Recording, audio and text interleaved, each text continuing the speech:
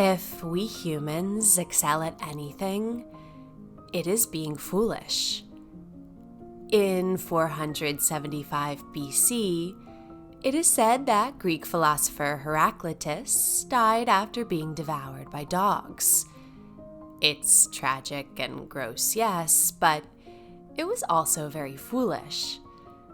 You see, prior to being the doggy's delight, he had smeared himself with cow manure in an apparent attempt to cure his edema. Fast forward to 1912, and tailor and inventor Franz Reichelt, now known as the Flying Tailor, leapt off the Eiffel Tower while wearing his invention, a parachute made from cloth. This didn't go so well for Franz, and he rather unsurprisingly died mid-experiment. When asked prior to the leap why he hadn't used a dummy instead of his own living, breathing, gravity-susceptible body, he said, quote, "I intend to prove the worth of my invention." Even the supposed geniuses among us can be foolish. In 1978, Kurt Gödel, an Austrian-American logician and mathematician, developed a rather obsessive fear of being poisoned. One day, when his wife fell ill and was hospitalized, he was convinced that she was poisoned. As a result, he refused to eat and promptly died from starvation. Of course, we don't always die from our acts of foolishness. These are just the most extravagant examples of human fatuity. More often, we say something foolish, like an inappropriate joke in the middle of a sales meeting, or do something foolish, like drink one too many glasses of wine at dinner, a folly I am rather guilty of. But for the most part, our foolishness isn't deadly, it's just kind of dumb. Folly is considered one of the 7 vices and sits opposite to its virtue, prudence, which is the quality of being cautious. Foolishness is even mentioned in the Bible, albeit in gross and rather childish terms. Quoting Proverbs 26:11, "As a dog returns to his vomit, so a fool repeats his folly." And there is perhaps no other domain that humans are more foolish in than love. Love makes us stupid and blind and impulsive and desperate. And yet, we love the tonic of love. We return to it time and again, despite its often poisonous effects, because there is nothing quite like the early days of being smitten, or, as my friend recently called it, being a smitten kitten. Meow. In fact, the word infatuation, originating in the mid-1600s, comes from the Latin verb infatuare, from fatuus, meaning foolish. So, quite literally, to be infatuated is to be a fool. And some of us can be a bit more foolish than others. Some of us are more prone to being infatuated and giving our everything to the object of our affection. I know I am. But this tendency tends to come with a lot of shadows. When it comes to being a fool for love, when does it stop being a sweet puppy crush and start becoming a problem?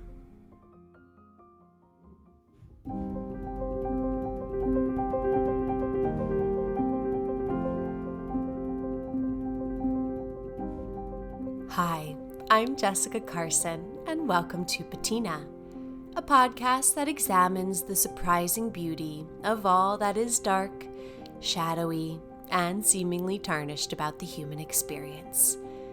Let's play.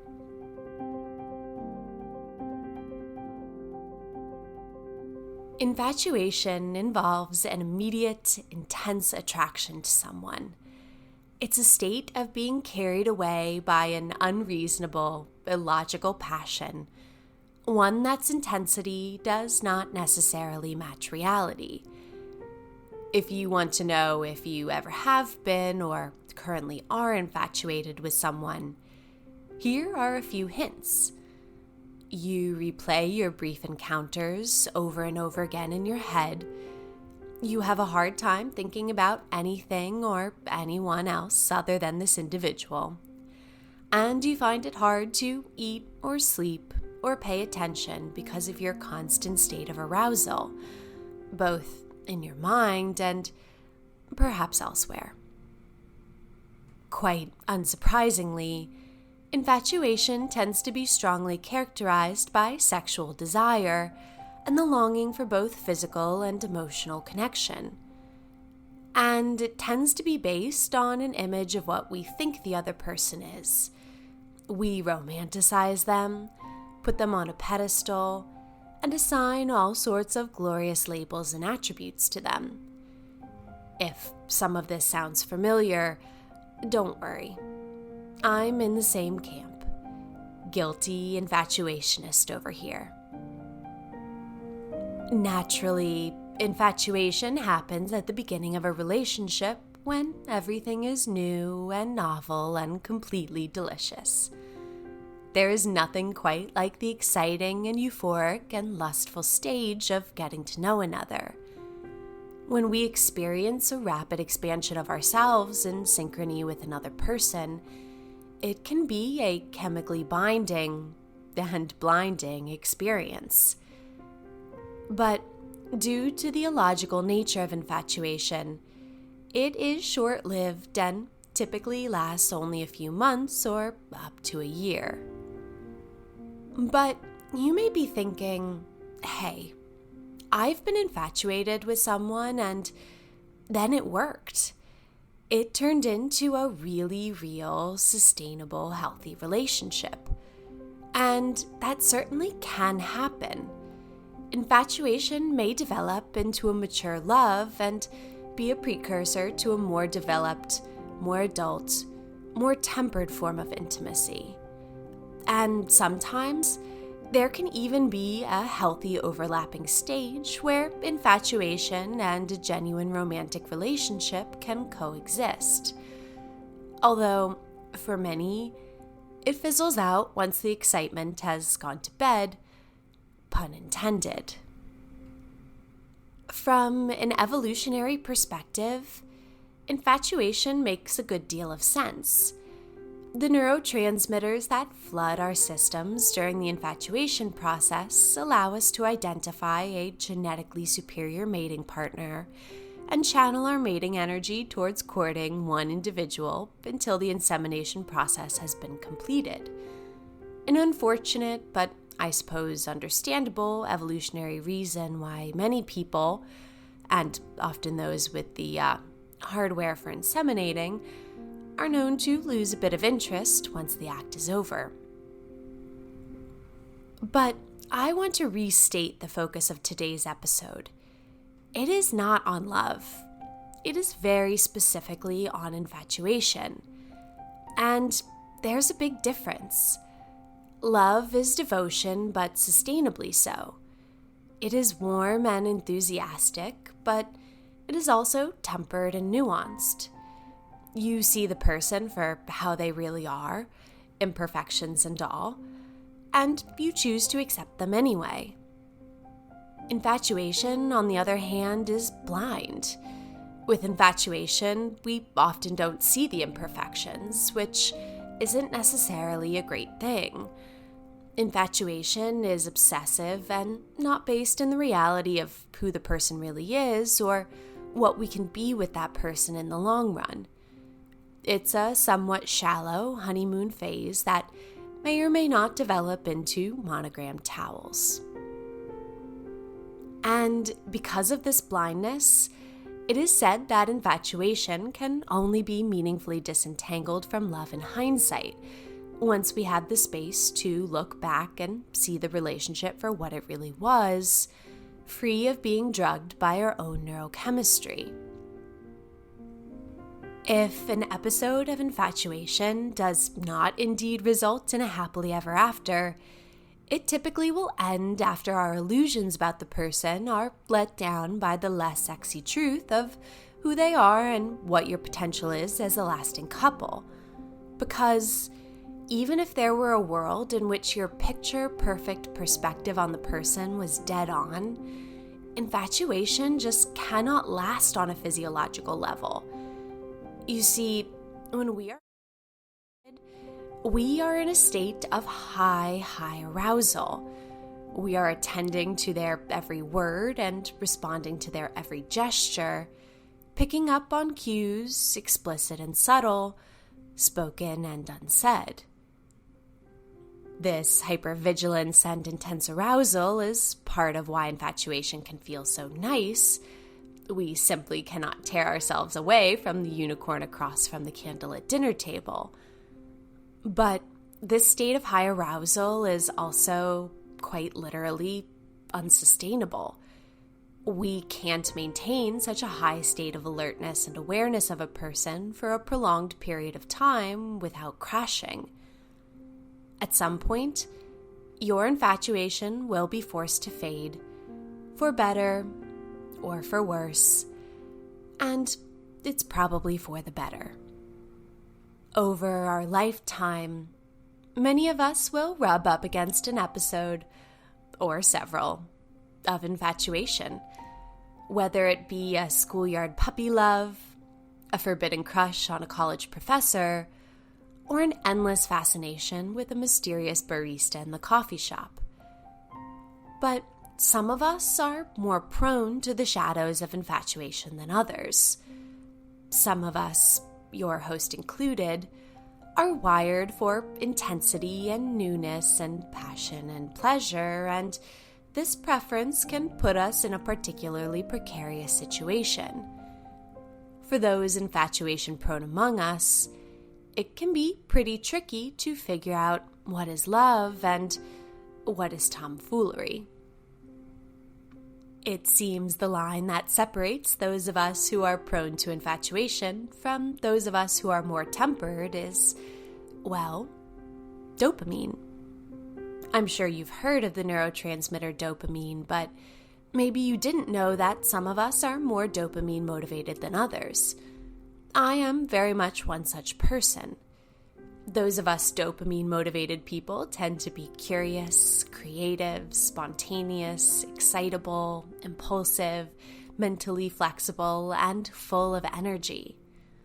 We are fabulous risk takers, endless idea generators, and hate being around boring people. And so, naturally, we want our love lives to be anything but boring. We want intensity and intrigue, and so infatuation ensues. For us dopamine-motivated people, the phenomenal novelty of a budding romance can be enough to tip us over into infatuation. They smell new, feel new, move new, sound new, and inspire us in new ways, and we simply cannot get enough. All of a sudden, our universe has a new gravitational center. We are aroused to pay more attention. We are more motivated to do extravagant and unusual things.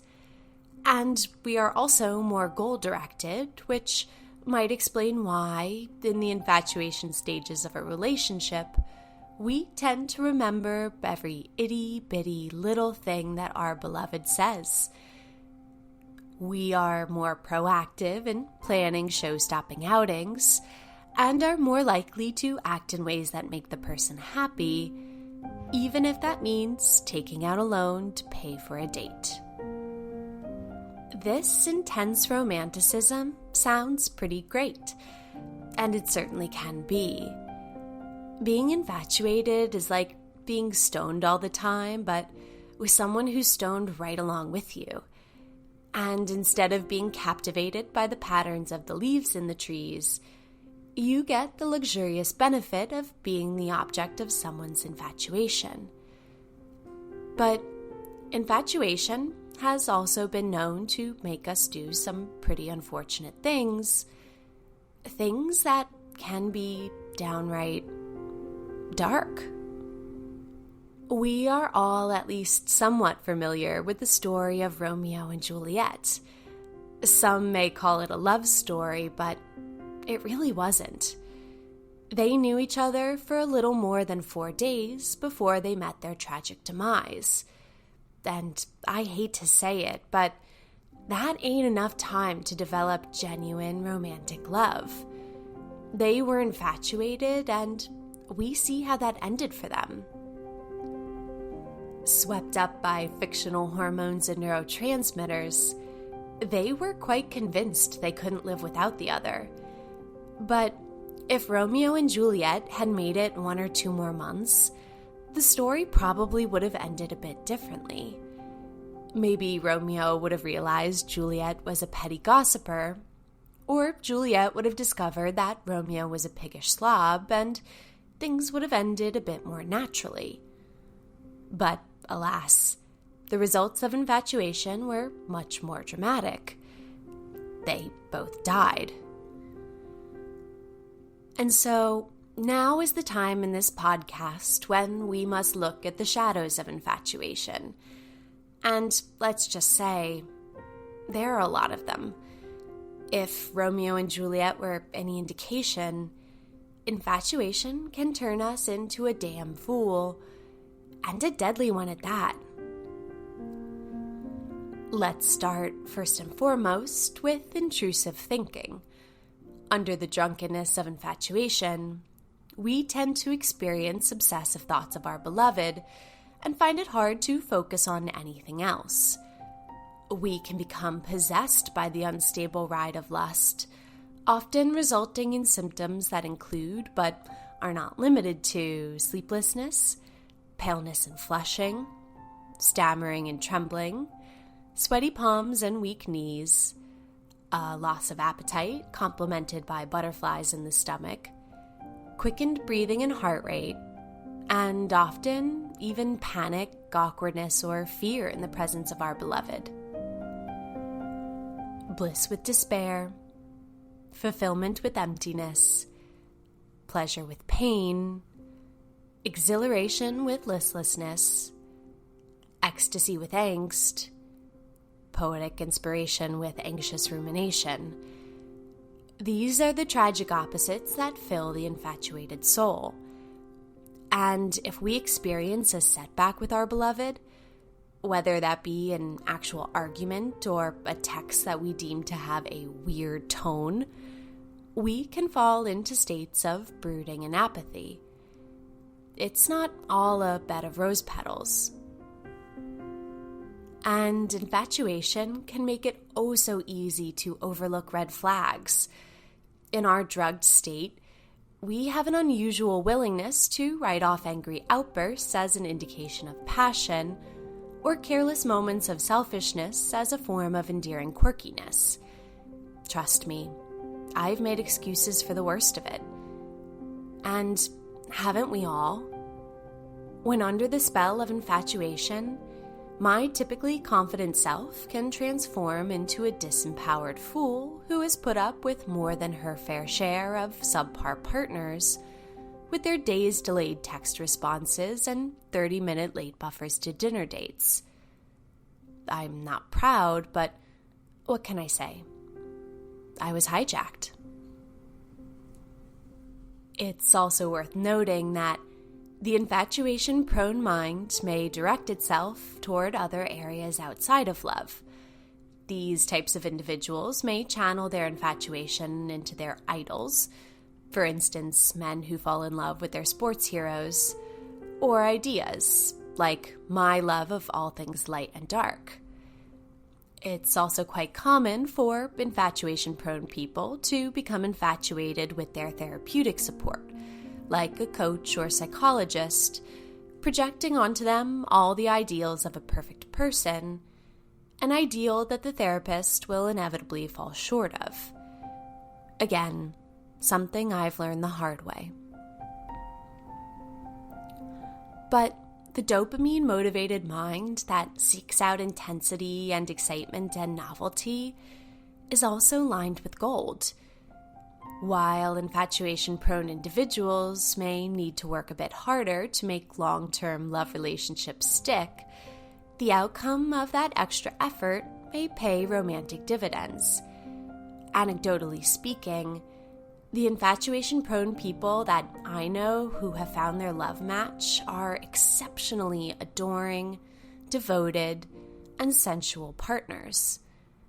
They are lit on fire by their love and display a unique capacity for genuine long-term adoration. More so than non-infatuation types, they don't just have a love, they have a love story.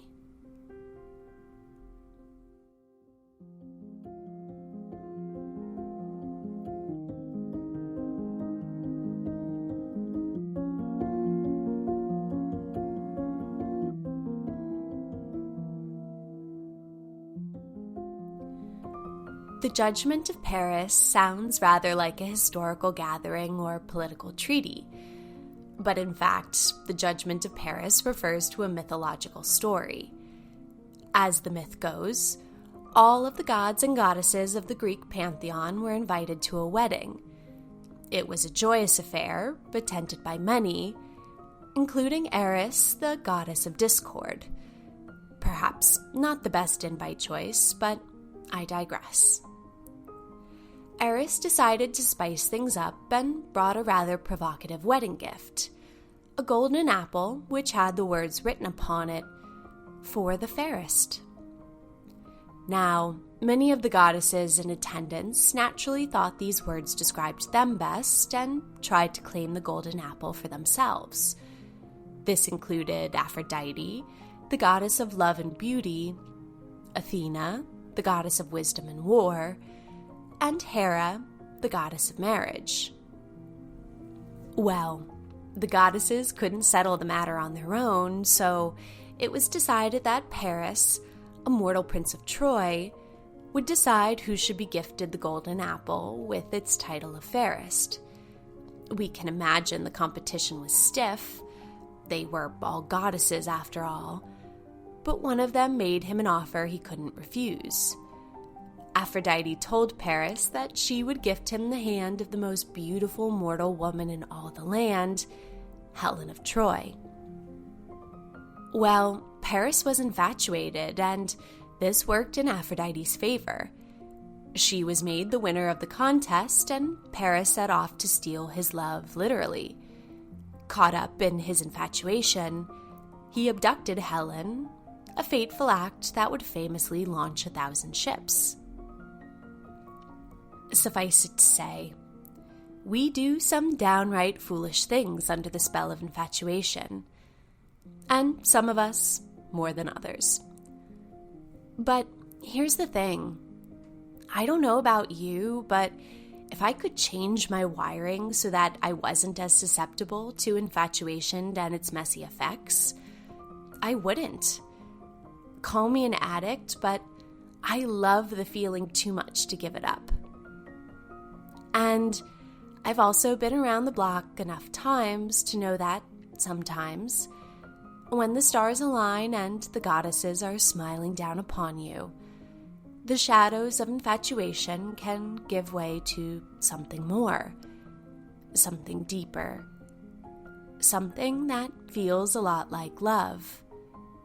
And if you're lucky, sometimes it really is.